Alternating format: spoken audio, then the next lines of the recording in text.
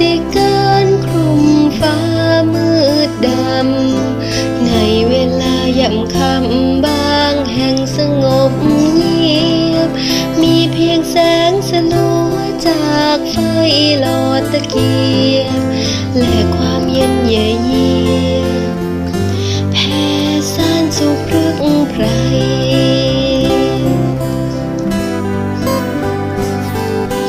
ยิ่งดึกลมพัดยิ่งสงัดพยายามสลัดขจัดความหวั่นไหวคมตาให้หลับลงเพื่อให้คืนได้พ้นไปเก็บแรงไว้วิ่งไล่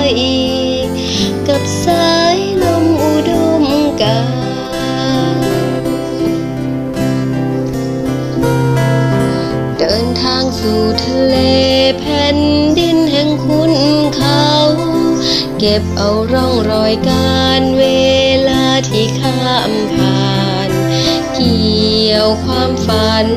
สร้างสมประสบการณ์ในสายทานศรัทธาที่ตั้งใจ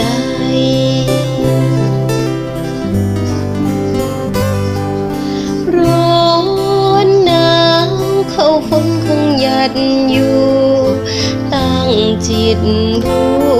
คงมันไม่หวั่นไหวเสียงเพรียกเล็กๆจากป่าดงพนาไพรสร้างขวัญบันดาลใจ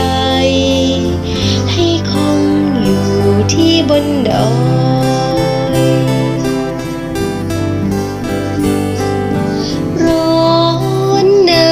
วเข้าฝนคงหยัดอยู่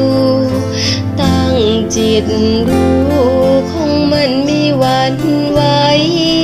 เสียงเพรียกเล็กๆจากป่าดงพนาไพร